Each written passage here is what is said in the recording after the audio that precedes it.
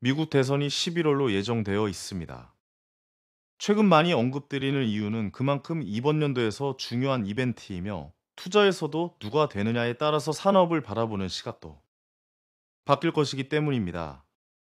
트럼프와 바이든 그리고 케네디 정도가 이번 대선에서 봐야 할 인물이라고 볼 수 있으며 특히 바이든과 트럼프 둘 중 한 명이 될 가능성이 높으므로 이 둘의 정책과 움직임들을 살펴봐야 합니다. 최근 발표된 지지율 보고서에 따르면 트럼프는 5개 주요 경합주에서 바이든을 앞서는 결과가 나왔습니다. 최근 2주의 지지율 조사 리포트에는 펜실베니아, 애리조나, 미시간, 조지아, 네바다에서 트럼프가 크게 앞서는 결과가 나오고 있습니다. 경합주에서 누가 앞서 나가느냐의 부분은 선거에 대한 흐름을 살펴볼 때 상당히 중요한 포인트 중 하나입니다. 또한 이 경합주는 과거 바이든이 앞서는 결과를 보였던 곳들도 많기 때문에 현재 바이든의 정치에 대해서 불신들이 올라가고 있다고 볼 수도 있습니다. 3등 후보인 케네디가 들어가는 조사 결과를 봐도 비슷한 결과가 나오고 있으며 그 결과가 비슷하다면 현 대통령인 바이든은 상당히 불리한 상황이라고 우리는 생각을 해볼 수 있습니다. 물론 바이든도 가만히 있지 않을 것이므로 앞으로의 조사 결과를 봐야 하겠으나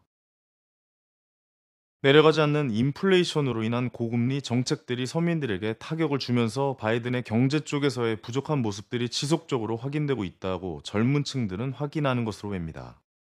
바이든 쪽은 이러한 조사들이 일관성이 없고 오히려 바이든이 앞서고 있다라는 이야기들을 하고 있지만 결국은 현 대통령의 과거 대통령에 비해서 매력이 떨어진다라는 것은 피할 수 없는 비난이 될 가능성이 높다고 보여집니다. 또한 바이든이 이번 대통령 재임 기간에도 그랬고 이번 후보 기간에서도 치매에 관련된 증상을 보인다는 것은 바이든이 비난받을 것들이 더 많아진다고 볼 수 있으며 트럼프가 이렇게 되면 바이든에 비해서 좋은 쪽이 더 부각되는 상황도 발생할 수 있습니다. 미국의 유권자 중 절반 이상이 이미 바이든의 경제 정책에 반대하고 있으며 이번 선거에서 결국 경제 쪽에 대해서 후보들의 지지율이 나올 수 있다라는 결과들도 나와 있습니다. 최근 CPI, PC 등 여러 중요한 지표들에 대해 하락이 나오지 않고 있기 때문에 높은 물가의 부담을 갖고 있는 유권자들은 바이든보다는 트럼프 쪽으로 지지율 이동이 나올 가능성이 충분합니다.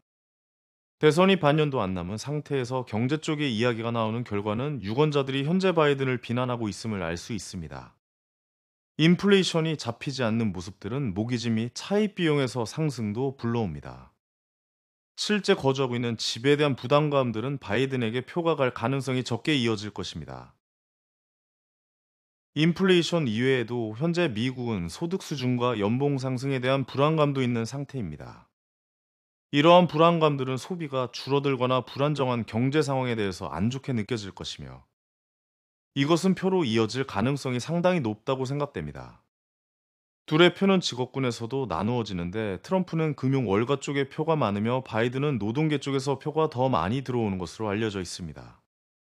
직업군 대비 표의 수를 보면 노동계 쪽이 좀 더 유리하겠으나 결국 정책 등 여러 가지를 살펴봤을 때는 아직은 트럼프가 좀 더 유권자에게 매력적이라는 것을 생각해 볼 수 있습니다. 우리는 트럼프의 대표적인 정책 산업들과 바이든의 대표적인 정책 산업들을 알아보고 비교해 봐야 합니다. 앞으로 이러한 부분들을 정리해서 꾸준히 말씀드리도록 하겠습니다. 감사합니다.